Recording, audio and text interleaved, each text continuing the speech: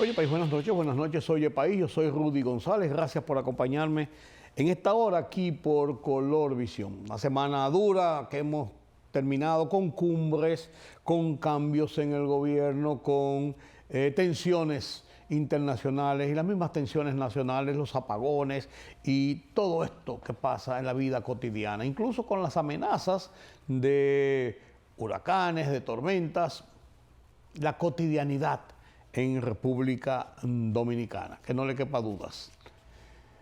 Que no le quepa dudas. Esta semana les presento mi conversatorio con Carlos Cuello sobre la situación de la economía. El turismo ha sido un puntal importante, pero ¿hacia dónde va la economía? ¿Estamos preparándonos para una reforma fiscal? Ya veremos cómo lo plantea don Carlos Cuello. Y Julián Roa nos habla de la situación internacional. La cumbre para tratar de lograr terminar la guerra, las cumbres, mejor dicho, para tratar de terminar las guerras, la guerra de Rusia frente a Ucrania, la situación de Gaza, las tensiones en Venezuela y la inestabilidad de Haití. Temas que trato con Julián Roa como cada noche, cada semana, aquí en Oye País. Mi columna de esta semana, hablo de los cambios del presidente y hago unas dislocaciones en ellos.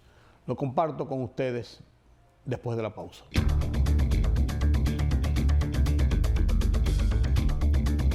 Disponer el nombramiento y/o el despido o desvinculación, como se le dice ahora, de un funcionario de la administración pública es una decisión y acción pura, simple y directa del Poder Ejecutivo, del Presidente de la República, apoyado en el poder que le otorga el artículo 128 de la Constitución.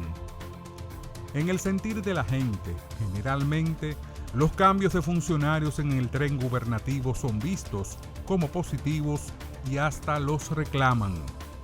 Y es que cuando se hacen remociones de funcionarios, se da la sensación de que la misma conlleva a la corrección de malas prácticas y/o en favor de la implementación de nuevas políticas y/o de frescura para el afianzamiento y seguimiento de buena gestión. Es común que la gente etiquete de buenos o malos a los funcionarios públicos, y es en ese sentir hacen sus evaluaciones, sus expectativas.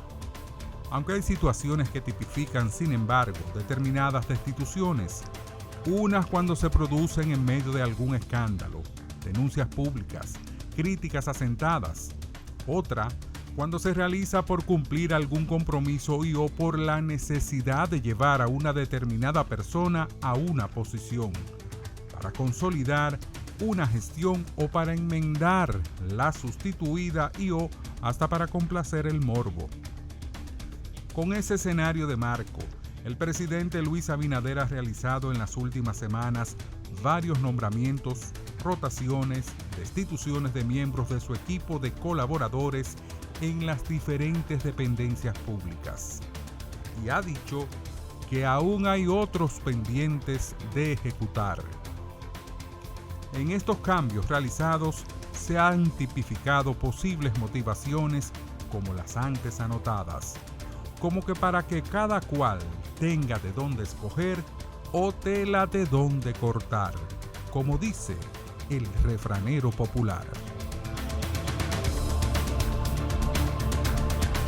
Política, economía, sociedad. Los temas del día a día los contamos con claridad y con precisión. Recuérdate que el INTEVI se aumentó a un 18 para bajarlo a un 16. Sí. Una libertad de prensa que ellos no manejan y de expresión. Hay una especie de experiencia frustrada de la OEA en Haití. En Oye País, información veraz, periodismo con valor. Oye País, de lunes a viernes a las 12 de la medianoche por Color Visión. Siempre lo mejor. Periodismo de investigación, columnas, opinión, análisis, reportajes de fondo. Hora por hora, una completa plataforma multimedia. Periodismo con valor. Noticias horaporhora.com.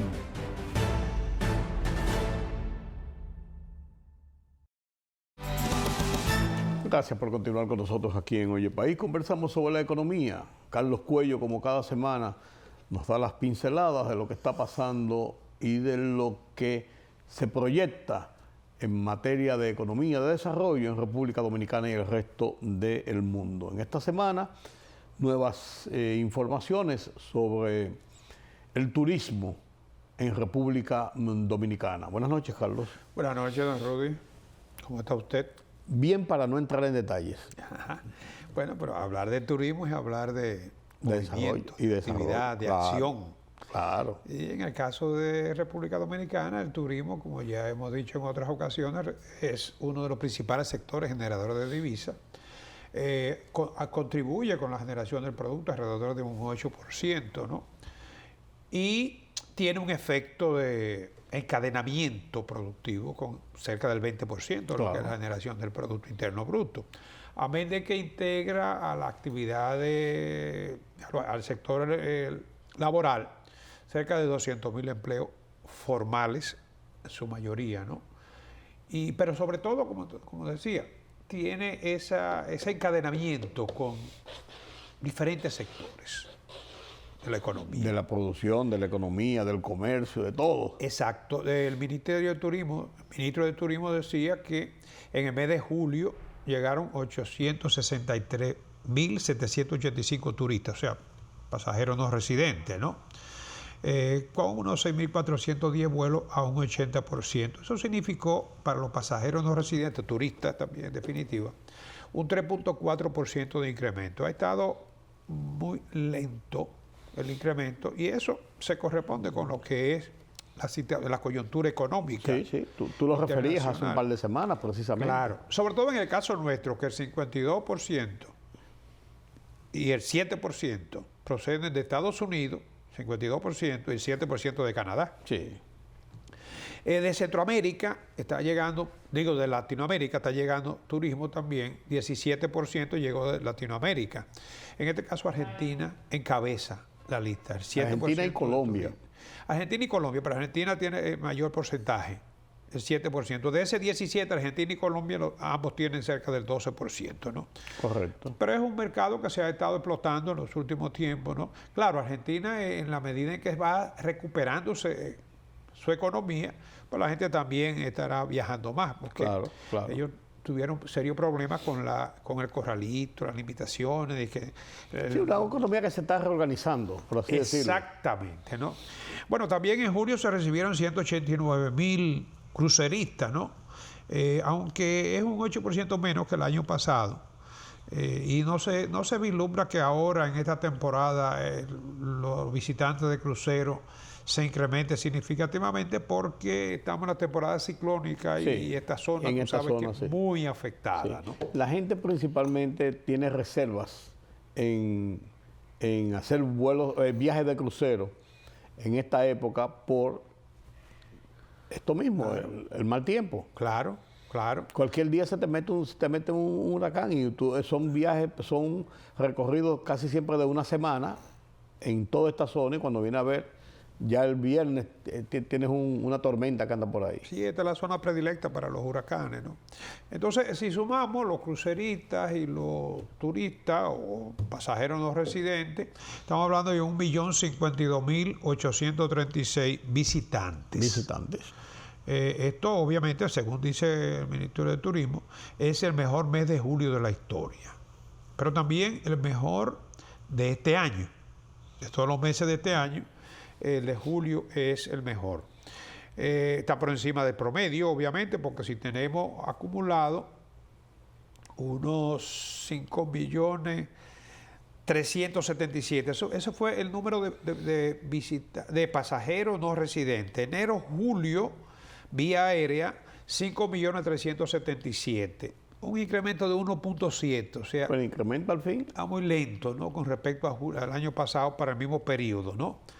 En tanto que 1.819.966 cruceristas desembarcaron en los principales puertos turísticos. Claro, Puerto Plata son los dos principales, ¿no? Esto suma, en total, como vimos en la prensa, 7.197.844 visitantes, ¿no? para un crecimiento de 3.18% con relación a enero-julio del año pasado. Las proyecciones que se tienen es que este año el país estaría recibiendo unos 12 millones de visitantes, un promedio de 1 millón mensual, ¿no? Obviamente, desde el año 2019 acá, el país ha logrado incrementar en un 48% el flujo de visitantes, ¿no? En el año 2024, República Dominicana fue el cuarto receptor, ¿no?, de turistas en el continente. O sea, primero está Estados Unidos, México, México, Canadá y luego República Dominicana. Por encima de grandes países de la región. Norteamérica, los tres: México, Estados Unidos y Canadá. Exacto, los tres países de Norteamérica primero, pero en Latinoamérica y el Caribe, somos República líderes. Dominicana es el primero. Sí, somos los líderes. Óyeme, es increíble con respecto a países como Brasil, Argentina, la misma Colombia, que tiene tanto que está en auge, ¿no?, el turismo, claro. Entonces seguimos en buen camino. Mira, uno de los problemas que tenemos nosotros con el turismo es que el gasto promedio De los turistas. es bajo. Sí. Es bajo, porque aquí influye la cantidad y la cantidad, calidad y precio, ¿no? Ahora mismo nosotros tenemos un gasto promedio de $172 Por turista. por turista. Eso es lo que se tiene como estimación, ¿no? Ha mejorado en los últimos tiempos, ¿no? Muy poco, pero ha mejorado. Hace 6 años era $35 menos, ¿no? La idea es llevarlo a $200 por persona. Esas son las expectativas que se tienen. Obviamente, si tú recibes 8 millones de turistas y logras que te gasten $200 diarios, promedio, eso te va a incrementar significativamente la divisa que puede aportar el turismo, ¿no? Fíjate un ejemplo. España, que es uno de los principales generadores de turismo en la Unión Europea, ¿no?, España tiene unos 209 euros, que son $244 por turista diario. México anda por los $120 porque México recibe muchos turistas de la fronterizo, ¿no? Sí. Y no vienen tanto de fuera, sino, digo, por la vía aérea ni por... Y además, el sistema de todo incluido tiene una incidencia en esto. Sí, claro. Por ejemplo, ese promedio que tenemos acá, de $172, ese no es el de Romana. No, claro. Ni el de Punta Cana. Claro. ¿Por qué? Porque en esos dos proyectos turísticos tú recibes un visitante, ¿no?, o un pasajero que viene, juega golf, ¿no?, utiliza ciertos otros atractivos. Yates. Alquila yates. Sí. Algunos vienen incluso en su vuelo privado. Sí. Y ya eso, obviamente, que agrega mucho valor. Y tiene que entrar dentro de la estadística. Claro, en el caso de Romana, por ejemplo, que llegan en yate a la marina, ¿no? Es un turismo alto ya, ¿no? Sí. Aquí también hay otra limitante y es la vía de comunicación. El turista que llega, la mayoría se queda encerrado, ¿no? Sí, bueno, los que vienen a los hoteles, sí, los que vienen a la capital un poco más salen. Pero todavía aún así todavía es limitado, porque es que el tránsito aquí no garantiza. Desde que tú cojas las estadísticas mundiales de que son uno de los países de alto riesgo en lo que es el tránsito, ya eso es una limitante. O sea, el turista aquí no es dado a rentar un carro y salir a recorrer el país. No lo hace. Generalmente, cuando lo hace... No se lo recomienda. No, cuando lo hace por un tour organizado, en grupos incluso, por los mismos hoteles o por los mismos resorts. Y aún en los tours de autobús hemos tenido accidentes trágicos. Pero claro, pero la mayoría que sale lo hace en esa forma. Entonces, ahí tú tienes. Sí. Cuando un turista te renta un carro, Claro. ahí supera la tarifa esta de los 200. Solamente con eso, pero además de eso, se para en un restaurante, se para a tomar una cerveza, se para en un sitio a comprar artesanía, un souvenir y eso sí. Sí, y va a ciertos tipos de museos, otros atractivos, ¿no? Sí. Entonces, todo eso va a ser necesario para poder incrementar el consumo diario por turista. Y obviamente, como tú decías, todo incluido limita mucho. Así es. Hay un tema que siempre hemos estado dándole vuelta, Carlos, y no quiero dejar de comentártelo, es el tema de que si tenemos más altas tasas impositivas, vamos a tener mayor recaudación. Eso va de la mano una de otra. Mira, parecería que si tú vendes Tendría 10, como una lógica, pero realmente es así. si tú vendes 10 a 10 y le sube el precio a 20, bueno, en lugar de 100 va a vender 200. Sí, teóricamente sí. ¿No? Matemáticamente sí. Matemáticamente. Ahora, eso no necesariamente es así.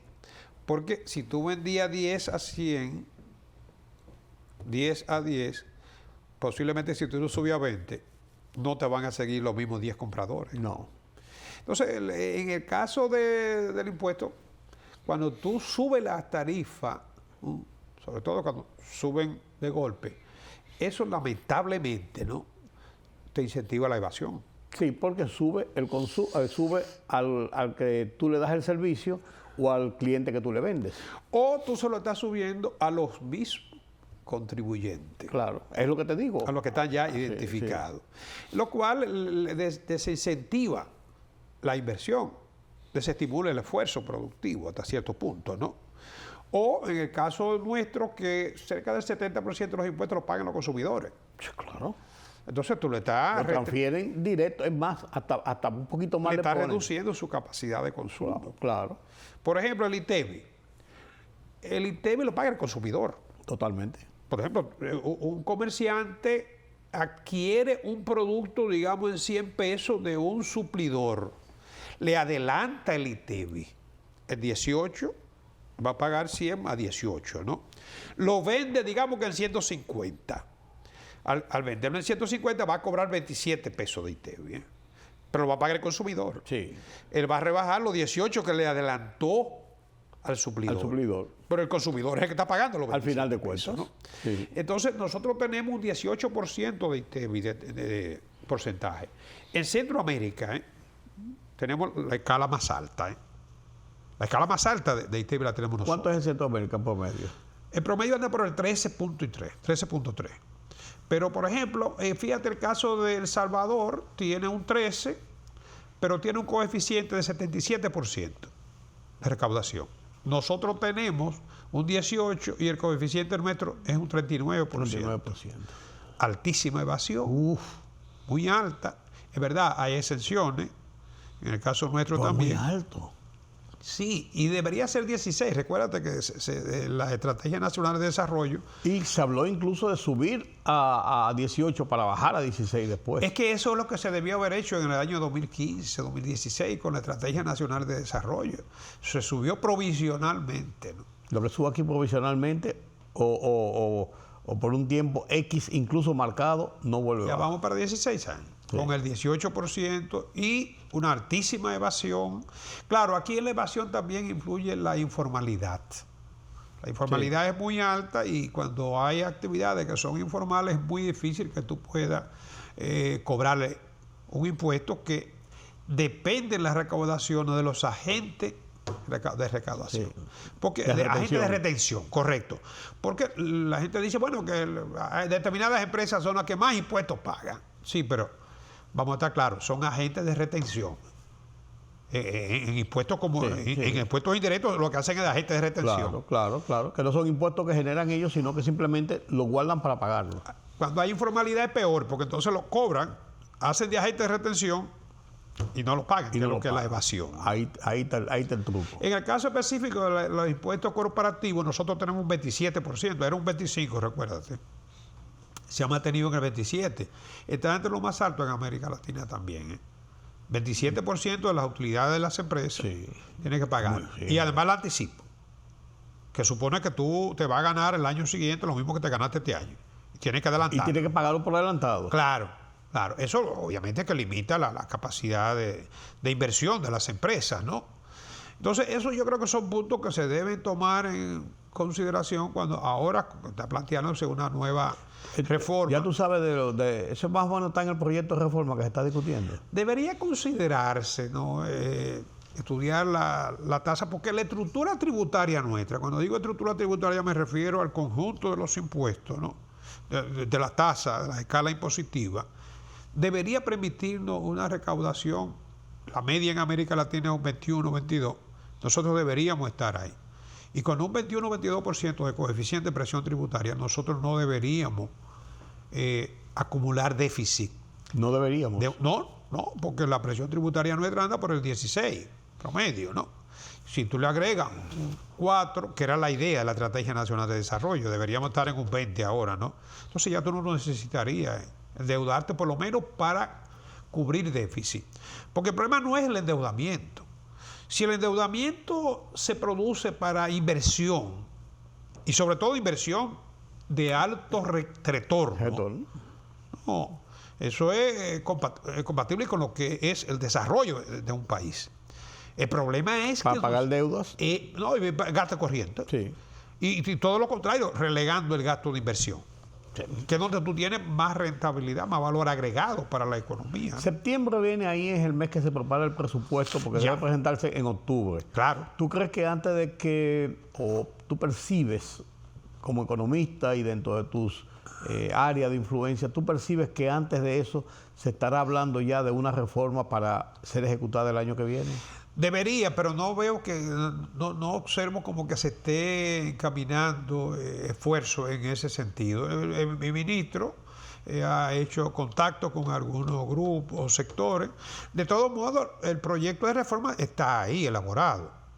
Bueno o malo, pero, sí, pero lo que hay que hacer es adaptación. Seguro que hay que hacerle... No, eso es otra cosa. El error aquella vez fue retirarlo, que no contemplaba la eliminación total del déficit, sino eliminar, reducirlo. Y a una parte, sí, la mitad. A la mitad, exacto. Pero con un déficit de un 1.5, siempre y cuando ese déficit, los recursos que ocasiona ese déficit se canalicen hacia el gasto de capitales, no al gasto corriente. O peor aún, y vi una crítica de Andy en esta semana, tenemos altos niveles de reserva. Sí, pero nos está costando, el costo de oportunidad está representado por los intereses que pagamos por la deuda. Claro, que no se está reproduciendo. Exacto. Entonces yo creo que la reforma debe ser integral, debe tocar todo. Lo primero, la primera que debe tocar, y yo creo que sería la estrategia más válida, es el gasto. Ese es el cuello de botella de los gobiernos. Sí, porque es que se ha hablado mucho. Esos cuellos de botella no son familia mía, ten cuidado. Sí. Entonces se ha hablado mucho de recorte, congelación de nómina. Pero sabemos que eso se queda en papel. Sí. Entonces, si buenas intenciones. Exacto. Si tú das señales de que va a recortar las exoneraciones, las famosas exoneraciones, por ejemplo, del Congreso, ¿no? Sí. Entonces la gente te va a aceptar la reforma, va a ser más consecuente contigo. Sí, porque entiende que somos todos, no solamente un sector. Claro, pero eso no es lo que hemos estado viendo, ¿no? Ni lo que vimos en la reforma pasada. Entonces el camino más fácil es buscar financiamiento colocando emisiones de bonos a tasa por encima del 6%, ¿no? Para... A veces ni se sabe, bueno, pues se sabe que para gastarlo en gasto corriente, ¿no? No para inversión, porque precisamente la inversión ha sido el gran sacrificado, ¿no? Sí, pero con todo y eso. Bueno, con todo y eso. Bueno, gracias, don Carlos, gracias a ustedes por acompañarme en este conversatorio sobre la economía en República Dominicana. ¿Hacia dónde vamos? ¿Dónde estamos?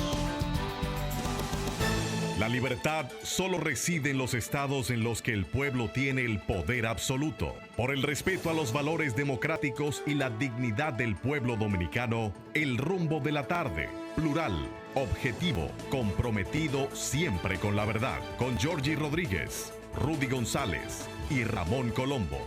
Los poderosos ya están en el aire.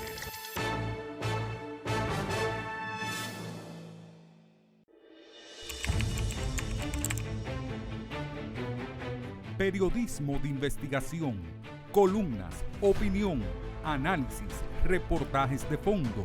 Hora por Hora, una completa plataforma multimedia. Periodismo con valor. Noticias horaporhora.com.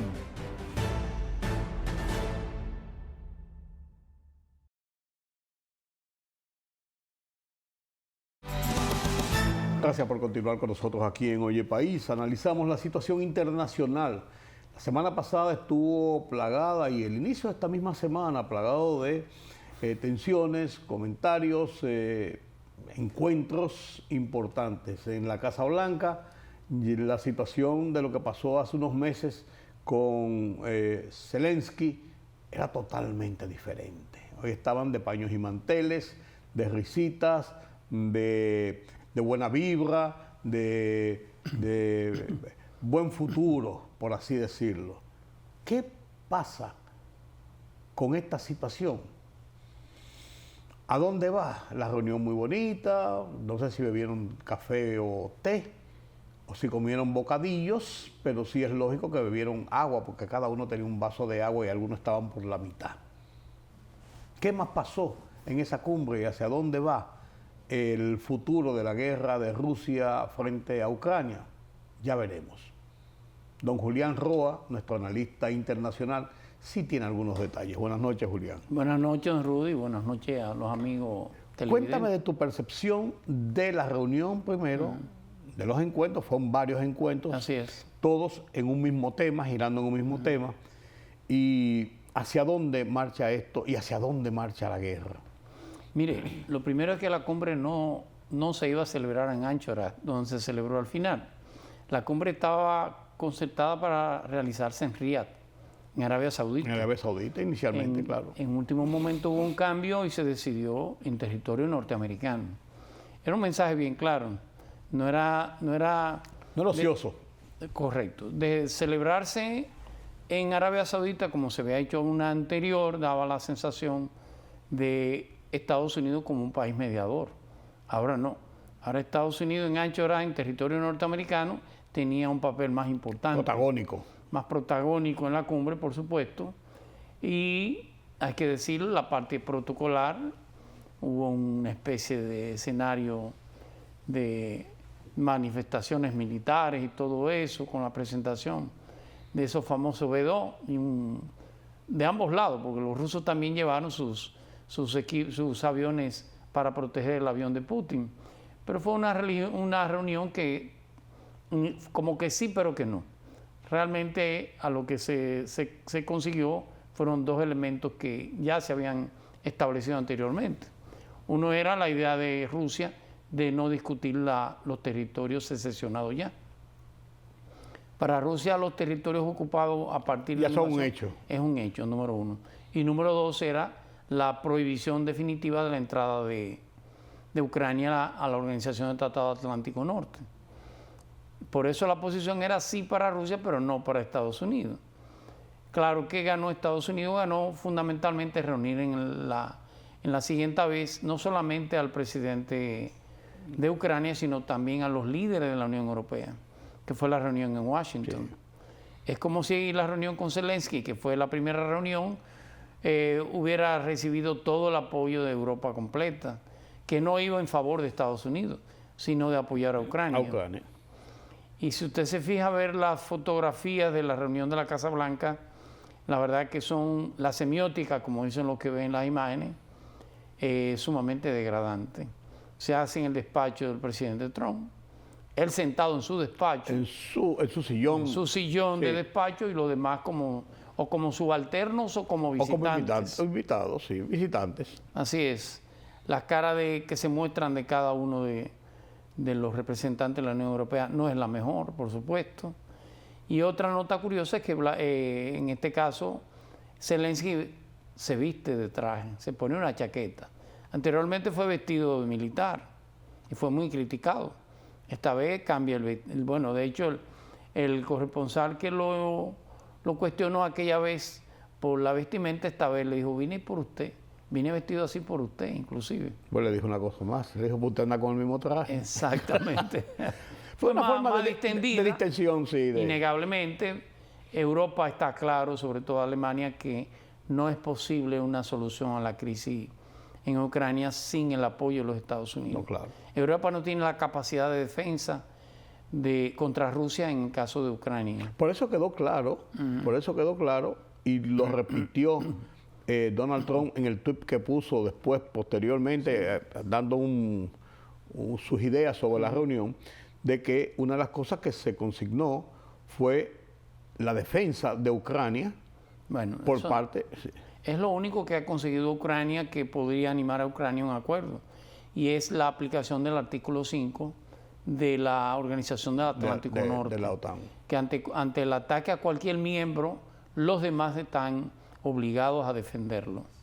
Pero eso es un eufemismo. Sí. Rusia ha dicho que no puede llegarse a ningún acuerdo de defensa de Ucrania sin contar con los soldados rusos que están en la frontera. Si habría que incluir a Rusia, claro que sí, en la ecuación de cómo sería la defensa y la aplicación de ese artículo 5 a Ucrania. En pocas palabras, yo le confieso que el ánimo es otro, pero los resultados son casi los mismos. Al final de cuentas. No creo al final que Zelensky sería una derrota personal de Zelensky más que política, la idea de ceder los territorios que, repito, son territorios que nunca han sido ucraninos, son territorios que fueron cedidos a Ucrania bajo acuerdos políticos. De hecho, Khrushchev, siendo secretario general, fue quien cedió la Crimea a Ucrania, como un tema fundamentalmente de geopolítica y la colocación de una base militar hacia el Mar Negro y, por supuesto, hacia el Mediterráneo. Y el caso de la base de Sebastopol. Son territorios que sus ciudadanos son rusos, pero que políticamente son ucraninos. Y cederlo por parte de Zelensky va a resultar... Yo creo que necesariamente Estados Unidos y también Rusia tendrán que ceder algo más de lo que está planteado sobre la mesa. Pero, ¿se realizará esa cumbre Putin-Zelensky? Sí, yo creo que sí, por supuesto que sí. Creo que el siguiente paso, si no estas dos no tuvieran razón. ¿Quién gana en eso? ¿Estados Unidos? Innegablemente. Y Ucrania, que le termina la guerra. Totalmente. Lo que no estoy seguro cuáles serán los resultados, que decirlo. De hecho, el canciller Lavrov ruso ha dicho que Zelensky no tiene legitimidad para firmar ningún tipo de acuerdo. Por lo tanto, habría como que buscar una especie de legitimidad de Zelensky para llegar a esos acuerdos. No, pues la legitimidad se la debe dar la guerra. La guerra y el propio parlamento ucranino, que es quien decide en su interno quién lo gobierna. Hay una extensión de su mandato y se le dan las potestades para actuar a nombre de Ucrania. Habría que ver cómo termina claro que el ceder Zelensky en estos momentos, en esta cumbre que eliminaría no sería un cese al fuego, sino un acuerdo de paz. Un fin de la guerra. Sí. Se lleva a Zelensky a lo interno de Ucrania. No, claro que sí, pero en este momento no era posible que Zelensky saliera del poder, porque no iban a dejar a Céfalo, por supuesto. el país, claro que un país en guerra.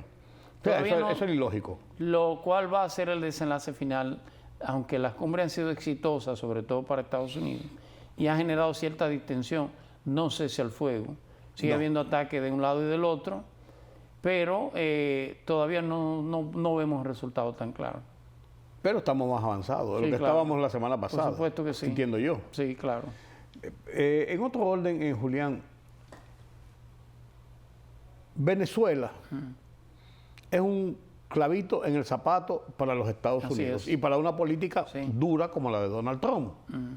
Y esto de aumentar 50 millones de dólares por la cabeza de Maduro era una cosa terrible. Y de incautarle propiedades, incluso aquí una en República Dominicana. Así es. Una casa que dice el Diario Libre, en un reportaje que hace, que está abandonada. Así es. En muy mal estado. Sí, y 2 aviones, uno que ya está en Estados Unidos y otro que está ahí, pero a resguardo de la autoridad norteamericana. Entonces, esto como que aumenta las tensiones entre Venezuela y Estados Unidos. O las tensiones para Venezuela, porque no las vamos a aumentar para Estados Unidos. Pero ahora mandan unos buques. Bueno, y entonces dice Maduro que tiene 4 millones de milicianos para defender. ¿Qué usted cree que va a pasar en eso ahí? De Estados Unidos no se puede descartar nada. Y le hago un recuento histórico. Usted recuerda cuando Estados Unidos acusó al general Noriega de Panamá de formar parte de los carteles de la droga. Claro. Comenzó, Y provocó una intervención. ahí voy, comenzó militar. todo un expediente sobre Noriega y al final terminó en una invasión militar, en una intervención militar. Para de Estados sacarlo Unidos, a él exclusivamente. Para sacar a Noriega. Pero, hay que decirlo, ese Panamá, en ese periodo convulso con Noriega, era un Panamá sumamente dividido, con una oposición sumamente fuerte, hay que decirlo. Aunque muchos de ellos perseguidos, pero fuertes. De hecho, juramentaron un presidente en una base militar, ¿usted recuerda? Sí, incluso con el poder de la base militar norteamericana. Allí. De hecho, le traigo a colación ese famoso avión, el Stealth, el F-17 norteamericano. Hubo un experimento muy interesante y es con la invasión a Panamá, Estados Unidos bombardeó con el Stealth, pero ninguna de las bases militares norteamericanas supieron quién bombardeó. Sí. Entonces Estados Unidos le probó al Congreso que el avión sí era efectivo, sí era realmente furtivo, que ni los propios radares norteamericanos pudieron darse cuenta de que le había atacado en Panamá. Famoso avión fantasma. El Stealth, que es como se llama. En este caso con Venezuela es un poco más alejado de esa realidad. Panamá no es Venezuela o Venezuela no es Panamá. Venezuela debe ser el cuarto o el quinto país con mayor potencial militar en América del Sur.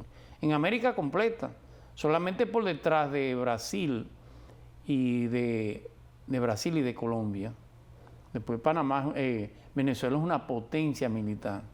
No sería tan fácil para Estados Unidos, no lo descarto, se arma un expediente, como se hizo con el caso Noriega, y se termina generando una especie de extradición. Con el coqueteo que tiene Petro con Venezuela Sí. y sus malquerencias, que también la ha llevado en sus ocasiones Sí, con sí, Donald claro. Trump, Así es. ¿podría involucrarse Colombia en una situación con Venezuela y Estados Unidos? Colombia tiene una situación muy complicada, hay que decirlo. La muerte del senador Uribe,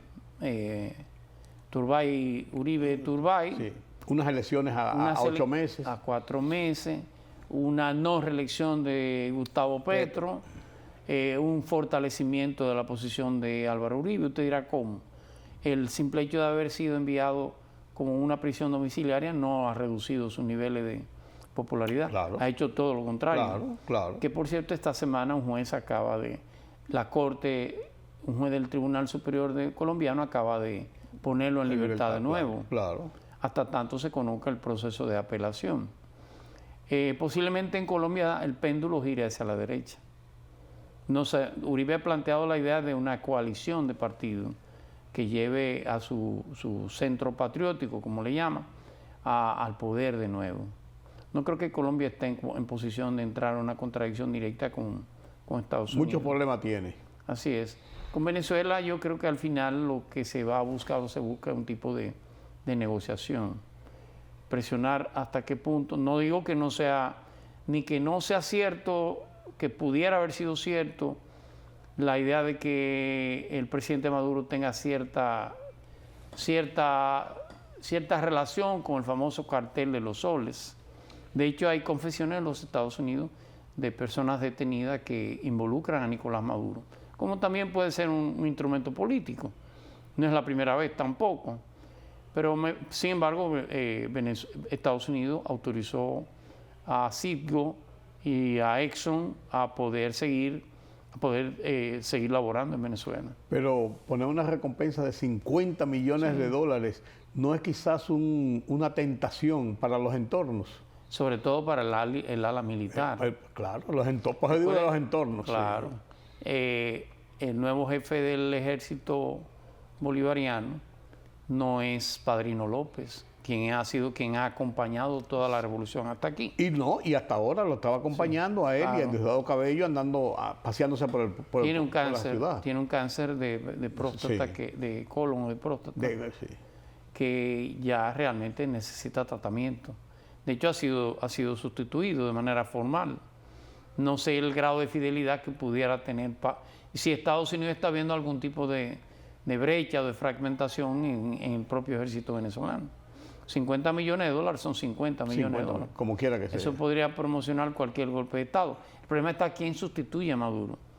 Porque Maduro no es una persona nada más. Es Es un sistema que se ha enraizado. Es una estructura, sí. Claro. Apoyada por los militares. Por supuesto, claro.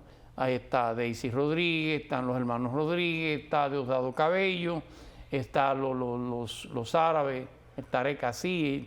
Hay una estructura del PSV que gobierna Venezuela. Y lo gobierna con todas las artes, no solamente entregando comidas, con las buenas y las malas. Claro.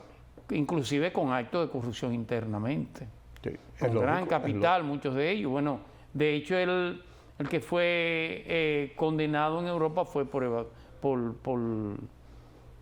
el delito de sacar dinero de Venezuela, fundamentalmente. Julián, la situación de Hamas e Israel está más complicada cada vez. Hay una decisión de Israel de continuar a la destrucción de Hamas, como es lógico, pero esto parece, se pensaba que podía llegarse a alguna reducción de esas hostilidades y todo esto, pero no parece ser así. Netanyahu está decidido a mantener su posición de poder sobre la base de mantener la guerra incluso. Bueno, mire, un dato curioso, esta semana se firmaron los acuerdos de Oslo del año 93, que ustedes recordarán a partir de los acuerdos de Camp David. Los acuerdos de Oslo trazaron una hoja de ruta para la conformación de los dos estados. Pero esos acuerdos de Oslo, que fueron sumamente importantes, fueron bloqueados por el propio Estado de Israel. Usted no lo crea. A la muerte del raíz de Yasser Arafat, quien asume el control sobre el ámbito palestino, es Mahmoud Abbas, del grupo Al-Fatah. Lo que era Hamas era un grupo beligerante mínimo, sin mayor, pequeño. Sin embargo, sin mayor preponderancia. Se creció. El Estado judío ayudó a crecerlo también. Y hizo de Ismael Haniyeh todo un líder palestino. ¿Cuál fue la consecuencia? Una negociación. Se llevó a Mahmoud Abbas como presidente del posible Estado palestino y se llevó a Ismael Haniyeh como líder, como primer ministro. ¿Cuál fue la consecuencia? Que Ismael Haniyeh terminó secuestrando Gaza, asentándose en Gaza y separando a Gaza de la Cisjordania. Y por supuesto, si Hamas no pudo avanzar en la agenda internacional, si Al-Fatah, que era representante de la autoridad palestina, no pudo avanzar en la agenda internacional, aunque resultara tan duro como que Hamas fuera un grupo extremadamente capaz de hacer actos terroristas, no era una manera de dilatar el proceso. ¿Cuál ha sido la consecuencia? Que la verdad es que el grupo Hamas ha sido el brazo armado de la lucha palestina, por encima de Al-Fatah, que es quien gobierna en Cisjordania. Sin embargo, los judíos no han dejado de crear los asentamientos, los barrios judíos dentro del territorio otorgado por el propio Israel a la Autoridad Nacional Palestina. Ni hablar, o sea, Cisjordania, lo común es que un barrio que era eminentemente árabe, usted permitiera un barrio judío. Pero el alcalde termina siendo judío. ¿Cuál es la consecuencia? Que usted no puede remodelar su casa. Pero si su hijo se casa, no encuentra dónde vivir, porque los alquileres son sumamente caros. Pues, entonces, ¿qué termina haciendo? Termina buscando otros lugares árabes donde haya menos restricción. Un desplazamiento suave, paulatino, pero se va dando. Ahora no, ahora está, yo diría que en el peor de las situaciones. ¿Por qué? Por los ataques del 7 de octubre, los ataques de Hamas a los kibbuzines, a los que estaban en el kibutz. Pero ya 2 años y pico después, uno veía como que ya debía terminar. Tenía motivo Israel para el ataque. Lo que pasa es que el ataque ha sido desbordado. De 2.000 y pico de judíos muertos a más de 60.000 palestinos es desproporcionado.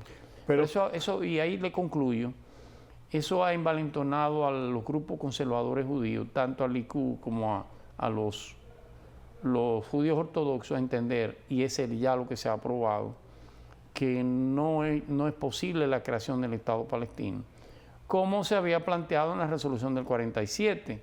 Ya Israel entiende que no es posible la existencia de los dos estados en el territorio, y se ha decidido porque solamente exista el Estado de Israel en lo que hoy ocupan ambos pueblos. ¿Se ve lejos entonces la solución de ese conflicto? Totalmente. No, eso se va a empeorar. Israel, de hecho, ha planteado la idea de un acuerdo con Sudán del Sur, de enviar palestinos exiliados a esa zona.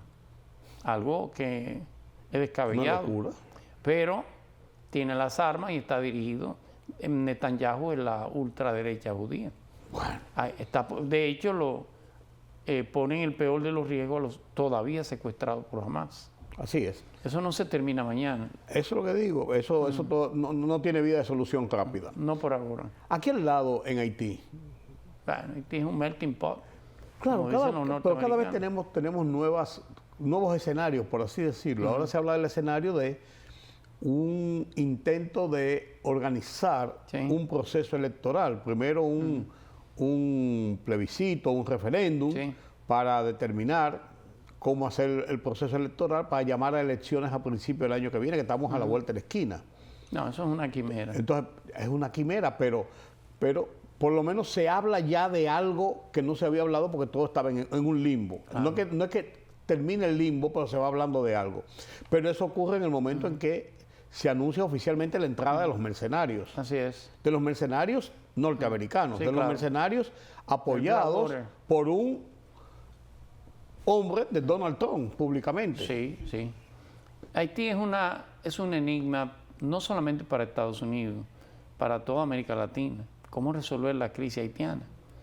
Esa crisis tiene de la salida, primero hay que decirlo, es una crisis centenaria en Haití, pero en el mínimo proceso democrático que tuvo Haití, lo tuvo de los años 30 a los años 40. De ahí en adelante todo ha sido dictadura y por supuesto la más férrea de ellas fue la de los Duvalier. Había estabilidad económica y empresarial en Haití en ese periodo de dictadura. Con la eliminación de Duvalier, sobre todo la salida de Jean-Claude, en el año 89 Haití entraron los demonios. Haití tiene una clase política extremadamente débil. Usted no encuentra un partido político en Haití con 300 personas. No. Por eso siempre el que se gana con agrupaciones. La Balá es una agrupación. ¿Cómo se llama? El Tecalé, que es de los calvos, como ellos le llaman, Sí. es una agrupación. Y todos, por supuesto, son en cierto modo dirigidos por el sector empresarial, que es muy débil en Haití. Hay que decirlo. ¿Cuáles son las grandes empresas que tiene Haití? ¿Cuáles eran las que tenía a la salida de los Duvalier? Tenía alrededor de 6 o 7 empresas estatales, igual que aquí, que eran de la familia Duvalier y que fueron estatizadas. Y que luego con un cura supuestamente democrático terminó prácticamente devastando esas empresas. ¿Cuál ha sido el resultado? Con un sector empresarial débil y un sector político extremadamente débil también, cada uno de ellos recurrió a las bandas militares. Esas bandas no se inventaron ayer. No, ni se inventaron ellas mismas. No, eran cuerpos de seguridad privada del sector empresarial. Todavía lo son. Haití tiene empresas al día de hoy que tiene 50 hombres trabajando en la fábrica y tiene 60 afuera vigilando. Quien dirige Haití en estos momentos es el único empresario de ese consejo presidencial, que es el Emile Sedán, es un empresario. No creo que haya posibilidad de elecciones en tan poco tiempo. Hay posibilidad de acuerdos, eso sí, que son los acuerdos que debieron llevarse a cabo desde aquellos famosos acuerdos del Hotel Montaña, en el cual el sector empresarial y sindical se pusieron de acuerdo, pero esas bandas ya tienen cuerpo propio. Sí, ya son una realidad. Correcto. Y la verdad que la comunidad internacional, incluyendo a los Estados Unidos, y esa es una realidad, teme volver a entrar a Haití en una ocupación, porque entrar es fácil, salir no. Salir extremadamente, y sobre todo salir sin resultado. Así es. En Haití es complicado todo, sin excepción. Es una especie, un país que se encuentra en una etapa tribal, aunque no lo crean. Definitivamente. Sin una vía de solución clara. Correctamente. Pero la entrada de los mercenarios lo que va a provocar es el enfrentamiento que no han tenido las bandas a este momento. Le digo algo que parece descabellado. Si Haití se pacificara con barbecue, pues bienvenido sea. Lo que necesita un liderazgo. No importa sea barbecue, o sea Guy Philippe, o sea cualquiera de ellos. Por cierto, ¿dónde está Guy Philippe? Bueno, estará en Miami, estará en cualquier lado de eso. Pero necesita un liderazgo, esa es la verdad. De cualquier forma.